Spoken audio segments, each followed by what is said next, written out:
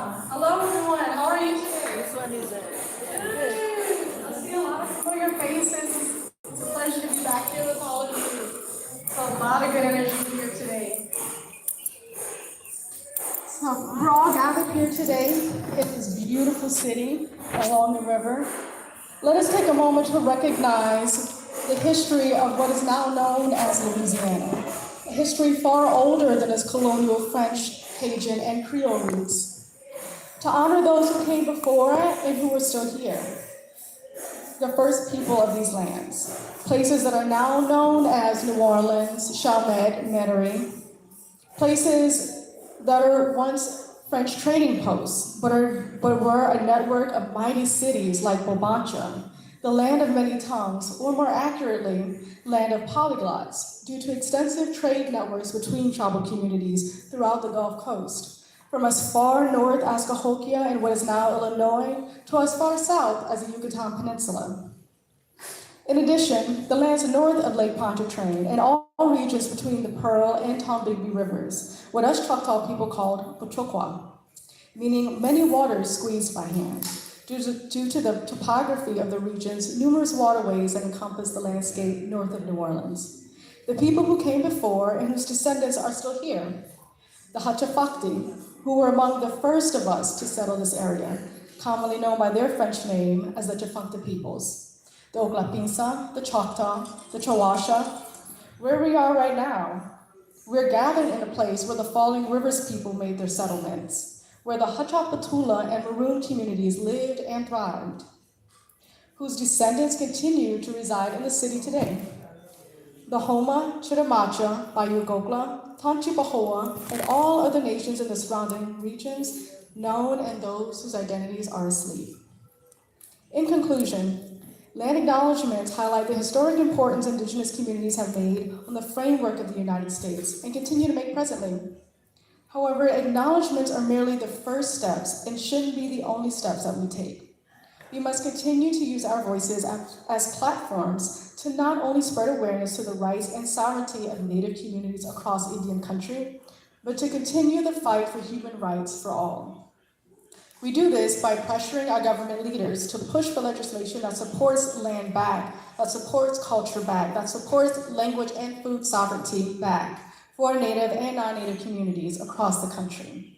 Environmental protections that include sacred sites within our communities, and most importantly, decolonizing our outlook on our relationship with this planet. Because once we learn to live with the earth and not on it, we will create a healthier environment, not only for ourselves, but for future generations to come. Thank you all very much.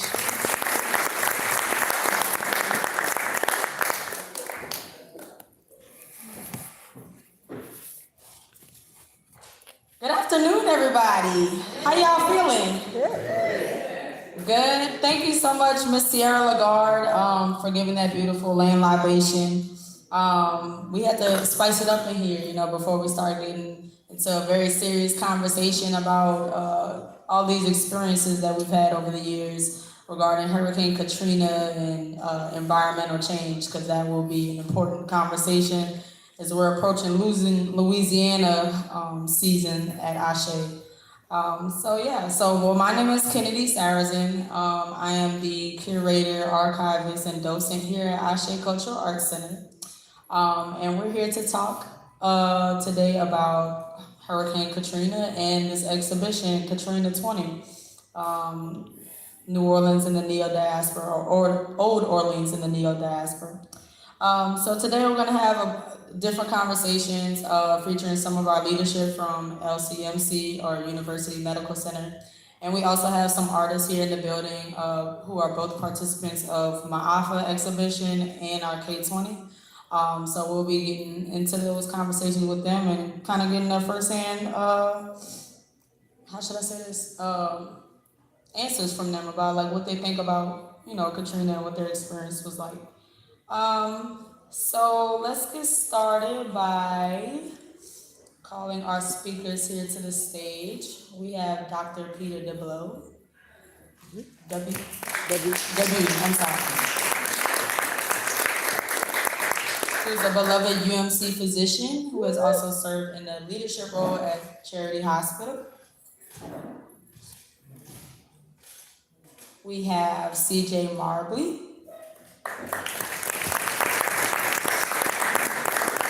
A UMC Chief Nursing Officer. And then we have Ms. Avis Gray,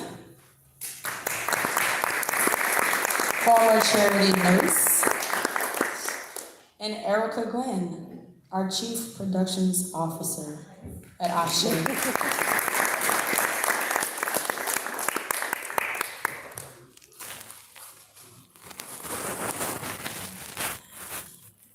And then we also are gonna call our two artists who will be speaking today, who are participants in K20.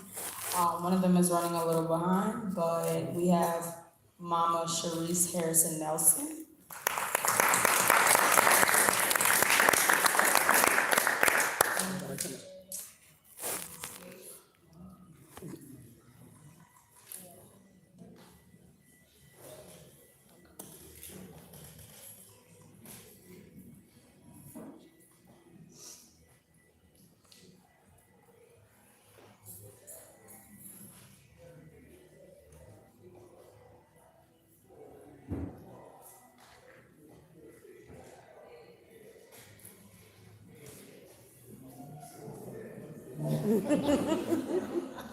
Well, no surprise, I want the doctors to go into service.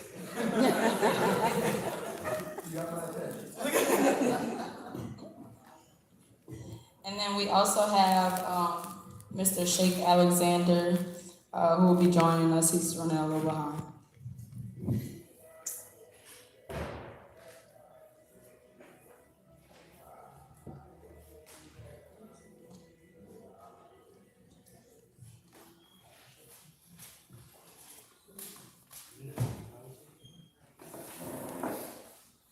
How are you, y'all? Hello. We're gonna be sharing microphones here today. Well, first of all, thank you all for being here. Thank you all for representing Katrina in this exhibition as partners. I think it's really important considering that there's a lot of stories and significance for University Medical Center, or more so Charity Hospital, that has really been part of New Orleans history. So I really want y'all to expand on that and the importance of that. I was not a charity hospital baby, but we know that we have some in here who love Charity Hospital, and we can definitely tell that that spirit of charity is still alive, just based on this exhibition and based on the people that we still have in the city here today. So let's kind of get started with some brief remarks from you all, kind of like the importance of how Charity Hospital was pre-Katrina, post-Katrina, and what your experience was like. And you could reintroduce yourself if you need to. Okay, my name is Avis Gray, and I am a Charity Hospital baby, a Charity Hospital graduate. Hello, Charity Hospital graduates. We have our shirt on today. And you look like Charity was established in 1894, so it was one of the oldest hospitals in the country. And so we just had a homecoming this weekend for Charity grads that went back to the 1960s. But it is great to be here to look at the history of Charity, but also where we are now. Because what's happening with LCMC, UMC, and New Orleans East Hospital that's the spirit of charity. Because the spirit of charity lives within us who have done this before Katrina, and we worked at Charity, but we're seeing such great things being done by the LCMC system, specifically UMC and NOE. And now with New Orleans East Hospital having their 10-year anniversary, and the services that they're providing in community is great. So looking at where we were and where we are now is bringing the past and the present together. And it's great to be here, to be part of that history, but also be part of moving forward.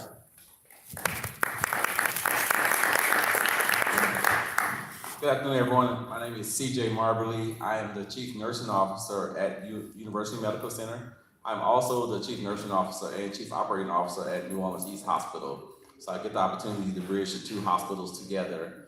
And I'm excited about the work we're doing because I often do community events and we do health talks and screenings and things of that nature. And in the audience, comes time to questions, I ask people, before Katrina, if you needed health care and didn't know where to go, or you needed health care and didn't have a place to go, where were people seeing you? And everyone said Charity Hospital, right? I want people to understand that UMC and New Orleans East Hospital are those hospitals still today. That if you get to those hospitals, you'll get the same treatment that you got from Charity Hospital. What you get now also is the world-class medical care, the highest level of medical care in the state of Louisiana, really in the Gulf South. But you get that same ability to treat everyone, no matter what their circumstances are. So we see patients from all over the city, all over the region, all over the state. And no matter what's going on with them, we're taking care of them. No matter what their ability to pay is, we're taking care of them. And so our community needs to know that healthcare is there for you every single day in every single way you need it. And we just got to continue to partner with community partners like Ashe, which is the hub for culture bearers and artists in New Orleans, to bring healthcare to the community and to make sure that we're getting the right healthcare to the right people right where they need it. And that's our mission going forward. That's the spirit of charity that I see every single day, walking, living, breathing in the hospitals. And that's what we're trying to expand on as we move into the community and do more community events and can have more community partners.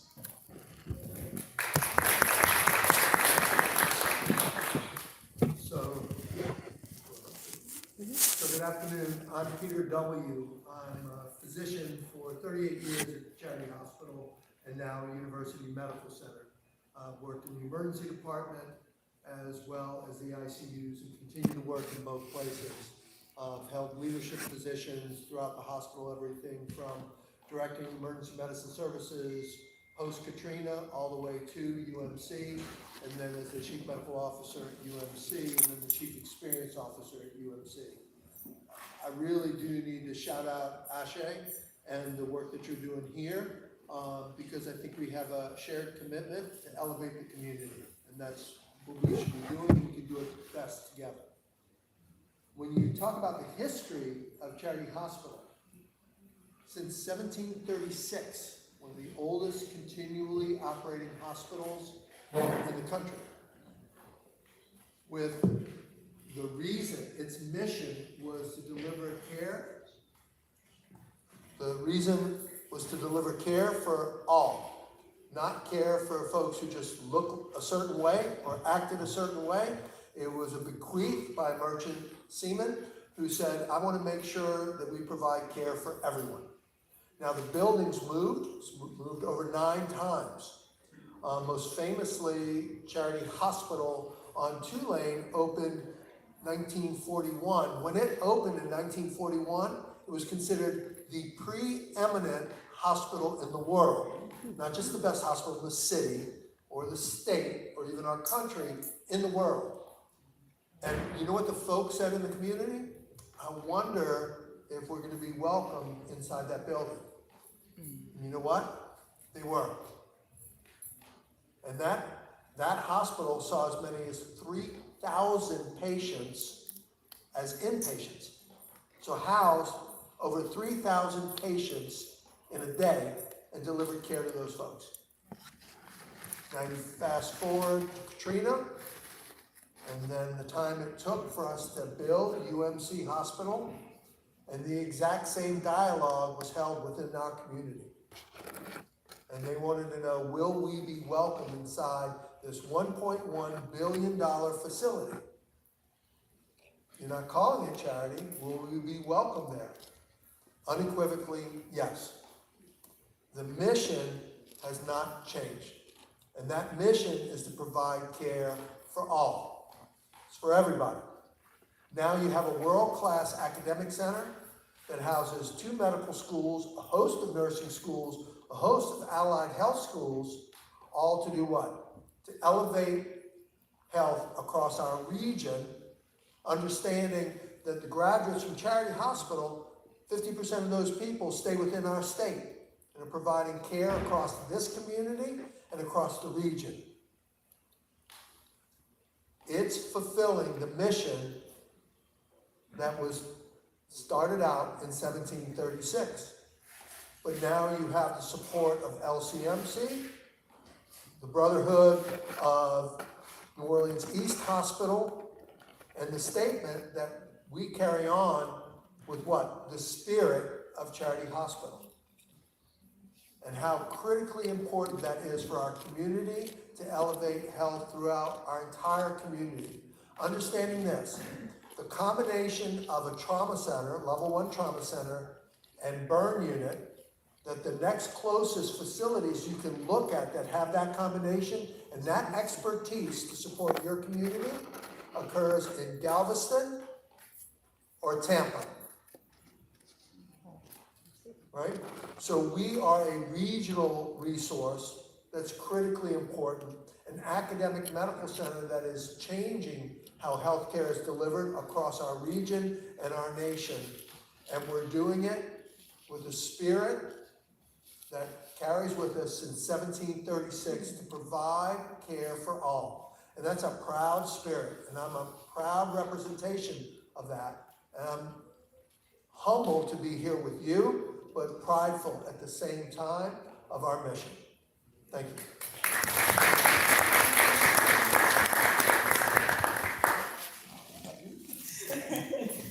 Good afternoon, everyone. My name is Erica Glenn. I'm the Chief Production Officer here at Ashe Cultural Arts Center. I can say for sure that even though I'm not a native of New Orleans, been here over 20 years, but of course, like you were saying, when everyone's talking about like, where do you go? I've always heard of Charity. And having to experience some of my college mates go to Charity and being there for them and experiencing the care that they receive. So I know it's a curiosity of making sure that that torch is being passed on through UMC and New Orleans East Hospital. So definitely curious and excited to see the innovative ways that we can continue to carry that torch for our culture bearers, for our community, and proud to be able to do that through Ashe, as you said, as a hub, and being able to carry that torch and making sure and that everything is carried out. So I'm excited for the ways, excited for the partnership, and I appreciate you guys for every effort that y'all did during this exhibition.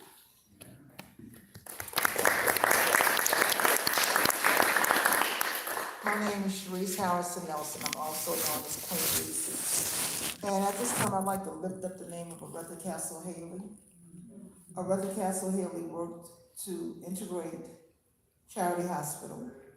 She was able to be an administrator. I can't remember her title, but she was able to be an administrator at Charity Hospital. And this building sits on Aretha Castle Haley Boulevard. And I spent the majority of my teaching career at Aretha Castle Haley Elementary School, which was the home of the Mardi Gras Indian Hall of Fame, the state hub of Jazz Awareness Month.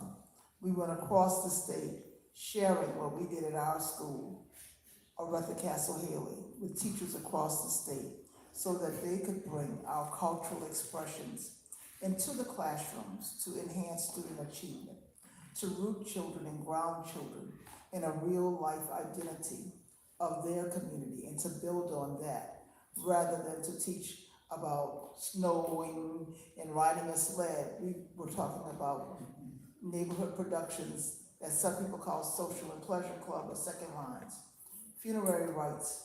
All those things become rich ways to teach children. So with that, I really, and then I have a personal story. When I was engaged, my fiance was older than me. I like older men. And I don't know about now though.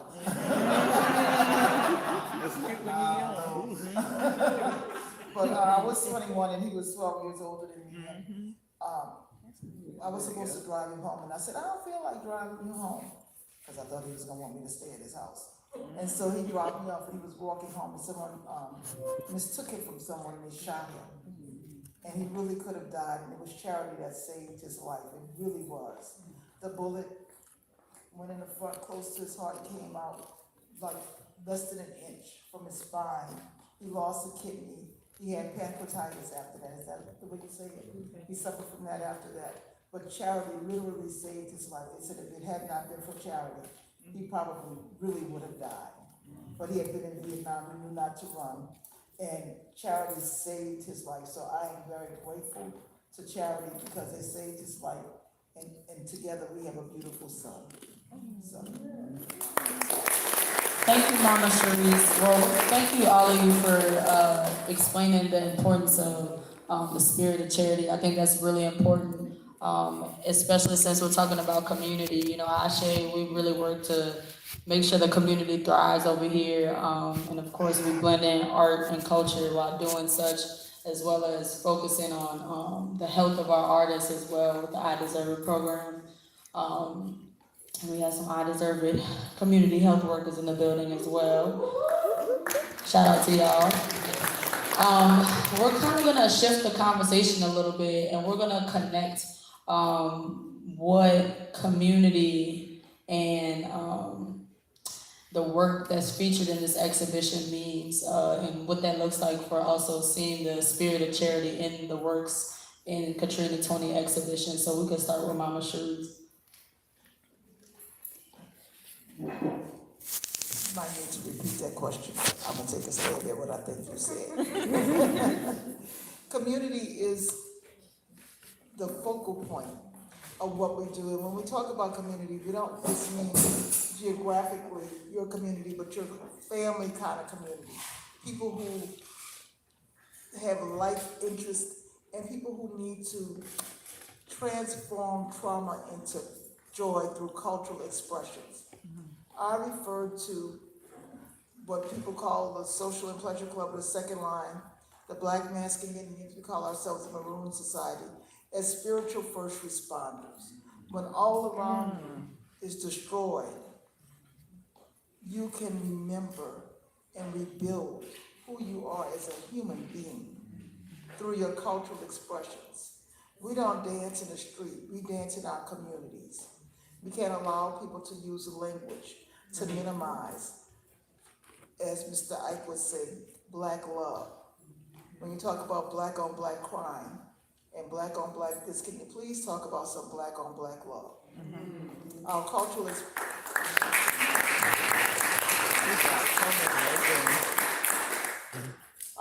expressions are the ways that we love ourselves, we love our communities, and we love each other. I can tell you, when I made this suit, I was thinking about how pretty I was going to be, personally. No, that's right.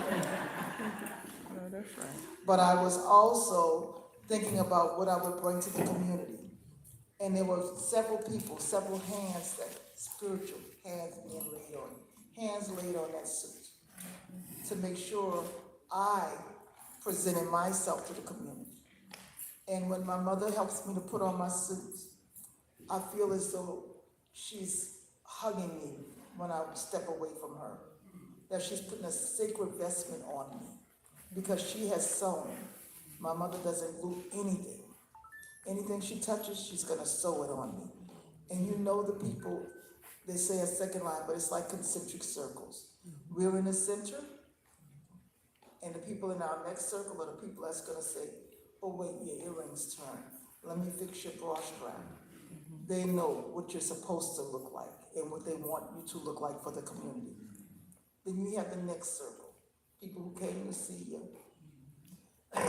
They might know your color because they're your friend, but they don't know how all the little pieces go together. Then you have that next circle, and those are the people who just came to see because they like it. They're enthusiasts. And then you have that other dimension, the people who come and do drive-by shootings and sell brown bodies as pictures without names, not even a manifest. But more, their records are like a manifest. Jackson and Dryads, December 4th, Indian, red suit instead of a name and a group affiliation.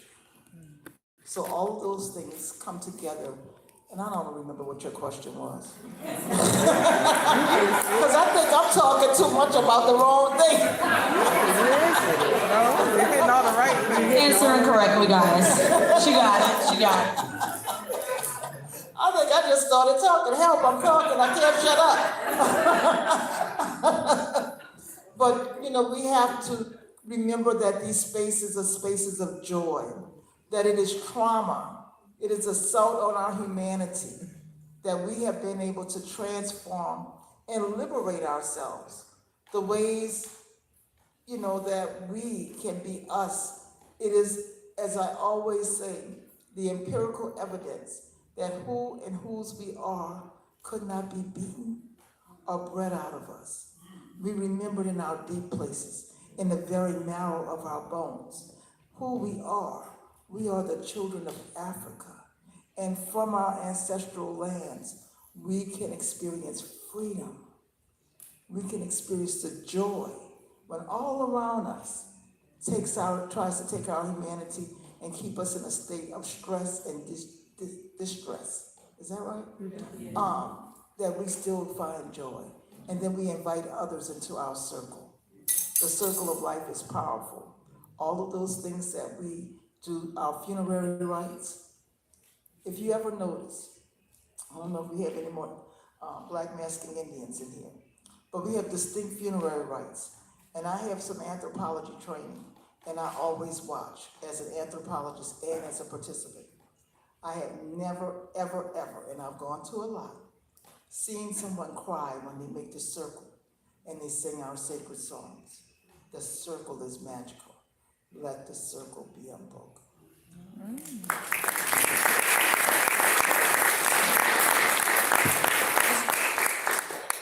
All right.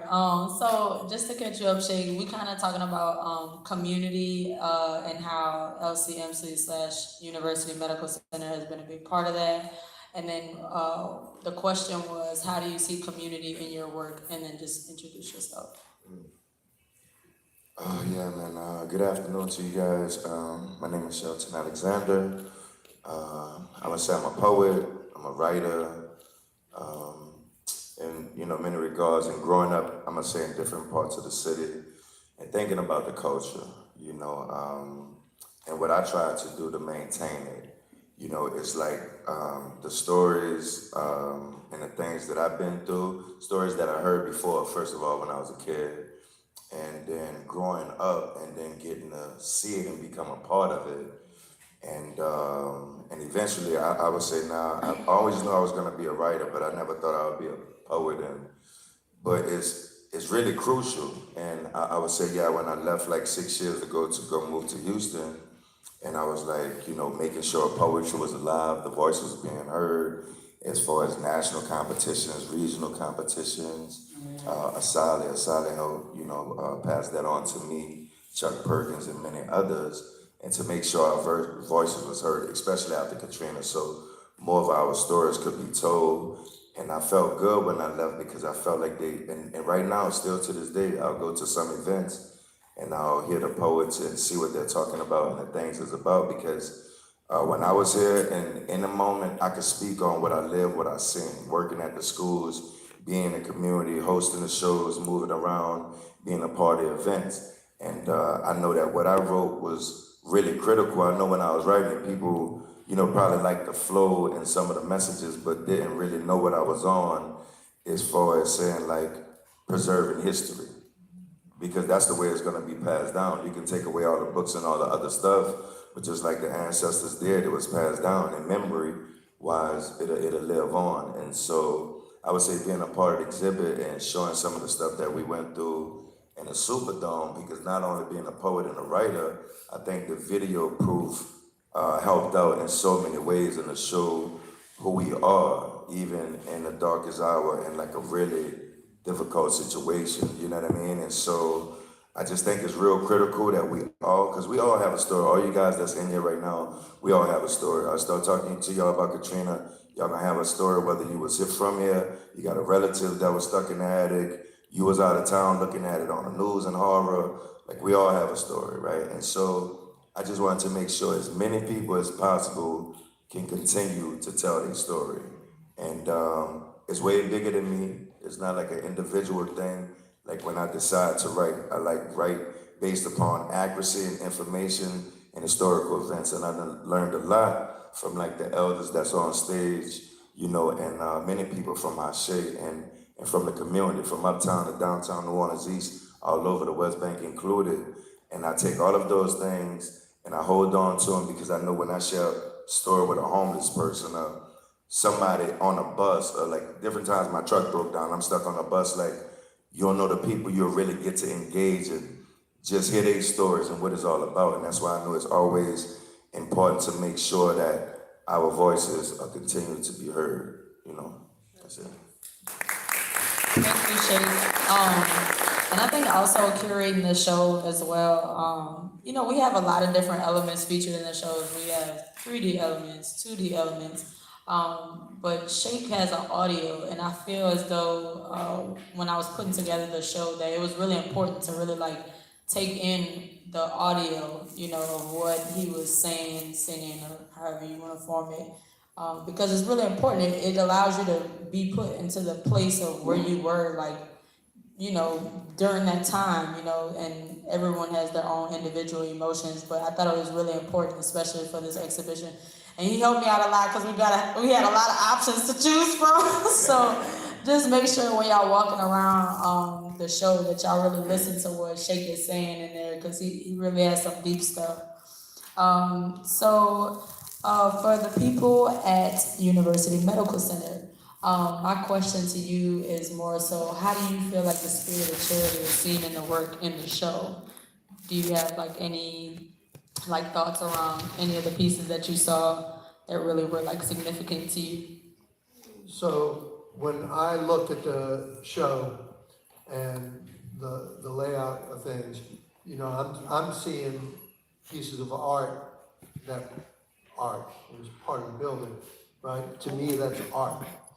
I can't walk by the building without getting a gut check to this day. I can't. Whether I'm walking by the emergency department ramp and looking at the reliefs that are incredibly powerful that people ignore because they just walk by them. One of the reliefs focuses on science. The scientists microscope everything else and the power of science to healthcare. The other one is someone who's on a bed and someone's laying hands on them and the power of clinical medicine and what that does to change our lives. You know, when Katrina happened, you know, I was the person that locked the doors at Charity Hospital. I was the last person out. One of the first people back in to try and open it, but I was the last person out. It created a tremendous hole because that was our platform to be with the community, right? Not just to treat patients, but to be with our community, our whole community. And then we lost that. And we were in a convention center, we were in god-awful tents and parking lots. We were, you know, at the interim LSU hospital before UMC was built. And none of us during those times knew the journey, but we did know what our mission was. You know what I mean? We knew that mission. Nobody was confused about why you were in a parking lot delivering care. Nobody was confused about being in the convention center. Nobody was confused about showing up at what used to be Hotel Dieu, then the interim LSU hospital that was more badly damaged and flooded than Charity. Nobody was confused about what we were doing there and why we were doing that. So when you say, is the spirit of charity alive, that it's never gone. It was never resuscitated, it was never on life support, it was always there. I mean, I had people fighting to get back into the city to deliver care in tents, fighting, right? Ignoring National Guard who said you can't go in the city and coming in anyway, right? So It's an easy lift to say, where's the spirit, or where's it been? It's always been there. The tougher lift is saying, you got this $1 billion facility, is the spirit in there? And that's our job. That's our job to make sure that people learn from us, right? And follow those behaviors and challenge themselves to be there for our community. That's on us.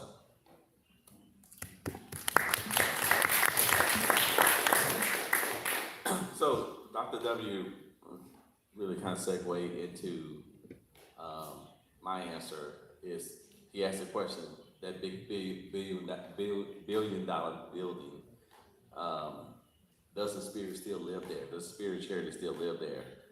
And as the chief nursing officer, because nurses are the ones at the bedside every day, every hour, I take that mission on for myself to make sure that spirit is still alive, that make sure that we still carry that spirit on, that we carry that spirit from the 1700s to now and moving forward.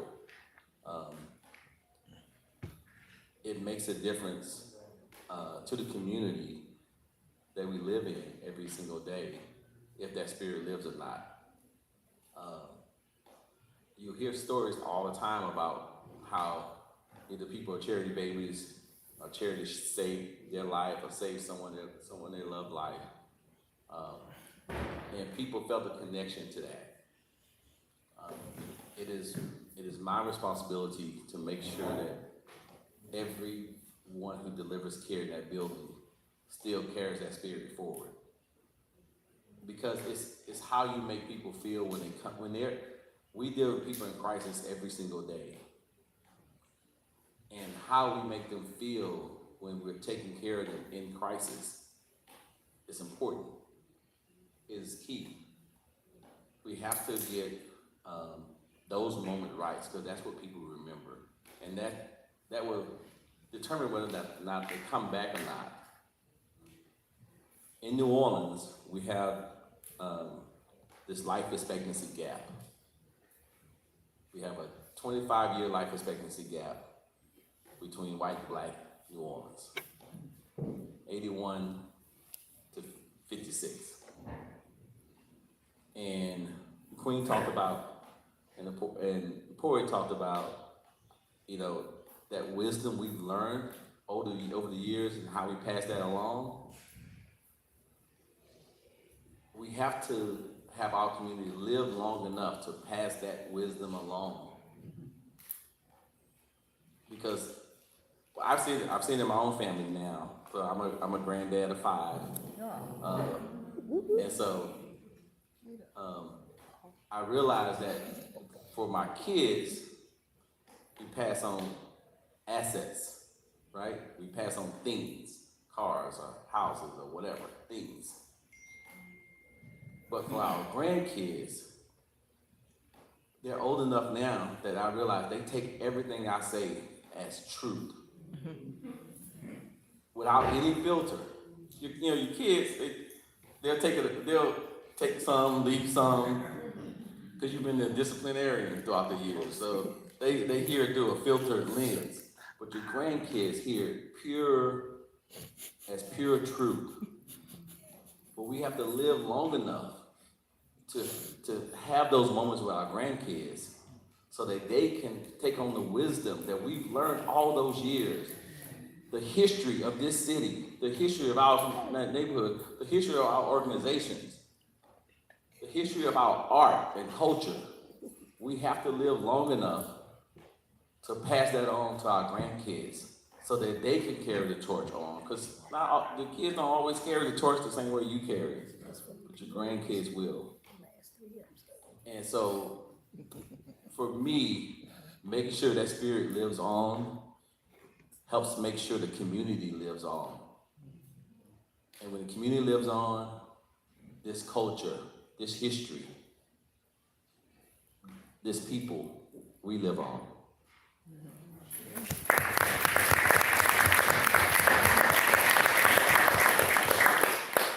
I want to say a little bit about having the spirit of charity within the K-20. As I stated, I was I've been a charity hospital nurse, but I also was one of those people that helped to set up the Superdome for Katrina.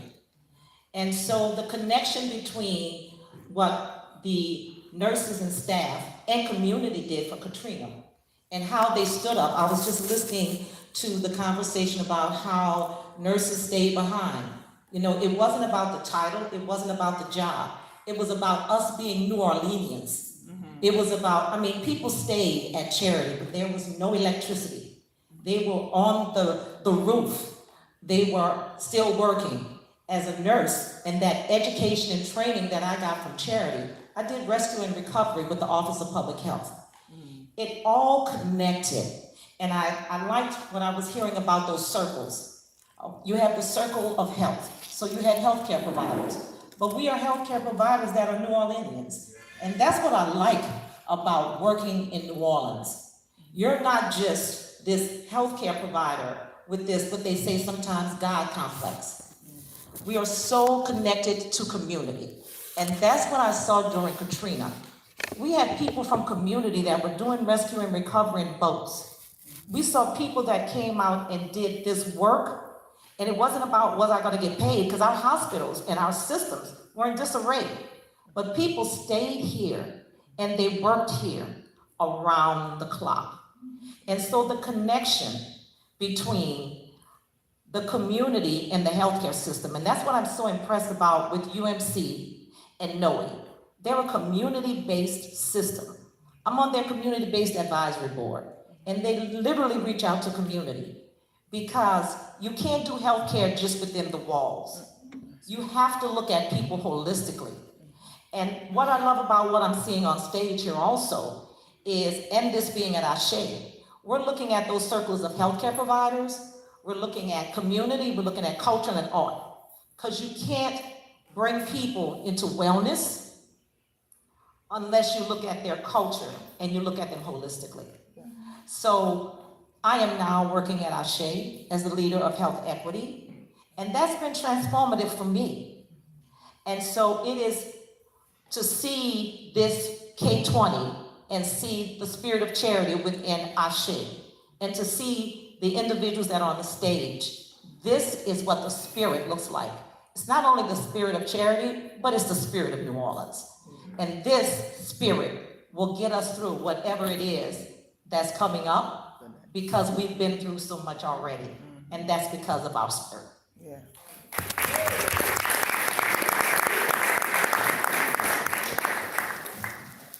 I was gonna say that, bringing it back to, Oh, it's this one.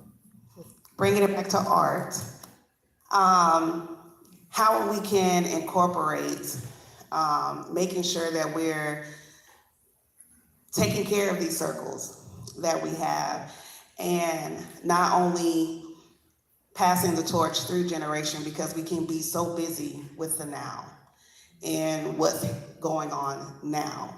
But it's imperative that we think about our future and how our children and our children's children, what do they have, and what will they have in order to carry the story forward.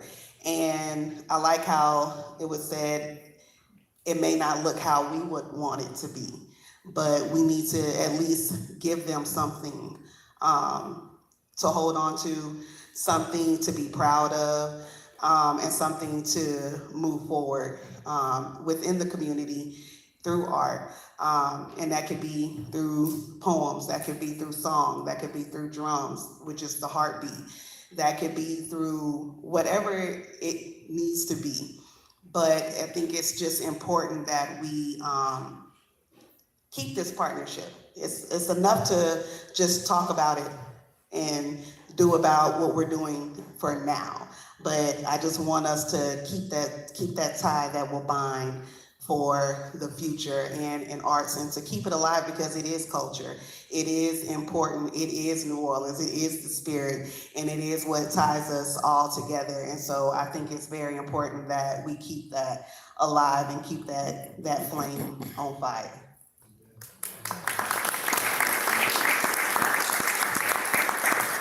Heavy on the spirit of New Orleans for sure. I think that's something that definitely resonated with me today because it was the spirit of New Orleans that put this show on. It's the spirit of our people, and you see it when you first see your culture bearers in the exhibition, and then you see the experiences that we had during Katrina and how we're growing from that. The transitional period from Katrina to now is really essential because we have truly grown as community members and just individuals, and I think that's really important that you see that in this show. And as far as a spirit of charity display, I was really excited about that too, considering that this was my first time working with UMC and having their original artifacts from Charity Hospital is something that's truly special. And the way that we curated it and installed it was similar to the building. You see the plaques in the front, you see the vinyl on the floor that was featured in the hospital. I've never been in Charity Hospital, I wasn't born, but it was just really exciting. But that is all the time that we have for today. Let's give a big round of applause for our panel. Thank you all so much for being here. I am gonna ask you all for the remaining hour if anybody wants to mix and mingle with our artists, with our leadership here, please do. This is the opportunity. Oh, Mama Sue. I just want to say one thing. I really want to say, as an activist, I was out there with the People's Hurricane Relief Fund to advocate for the hospital to be reopened. And then I saw Big Charity and realized, well, we were just out there. But I do want to say, after Katrina, I was a public school teacher and I lost my health insurance. And I went to charity for because I had asthma. And I went to the convention center, and it was like a mass unit. I didn't know what a mass unit was. And they told me what a mass unit was with the curtains. But I want to just say here that I received excellent care. I was put on a breathing machine, whatever, to, be able to breathe.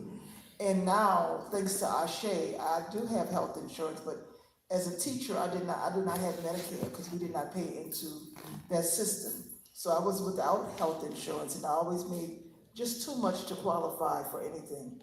But I was a patient at the Musicians Clinic, and they sent me to charity for podiatry because my feet got messed up with my cancer treatment. More information than you need. But the podiatrist was so thorough that although I have the option to go to Ashe, I will be going back to charity. So it is a testament to the quality of care. They were so nice. And y'all, there was 2 African Americans, the doctor and the nurse, and my right foot is really messed up from chemo. And he was so gentle taking my sock off, and he did not go, or anything. So I really want to say that it is an institution of care. If he was doing it in his private head movie, on the outside, he was like, let me help you. I like your shoes. I had on my rhinestone tennis shoes, y'all know. Thank you, Mama Cherie. I do want to let y'all know before we depart and start mixing and mingling, we will be having an ancestral offering. So on your table, you see white flowers. So there'll be an offering in a few minutes where you'll be able to take your flowers on your table and place them in the vase as we take a moment to just honor the people who we lost during such tragic times, as well as all of our ancestors. So we just ask that y'all join and participate with that. Yay!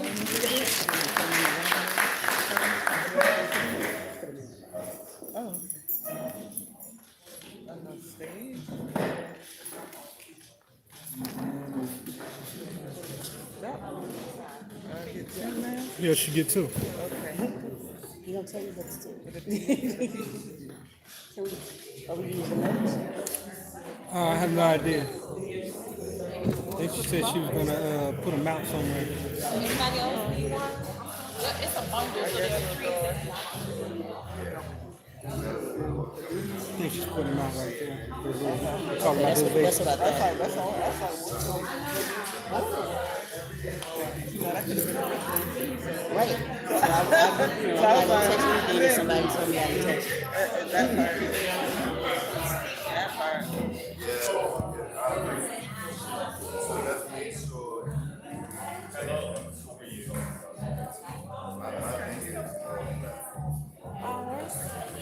We're good, thank you. I think she might want some more. Cool, Mom.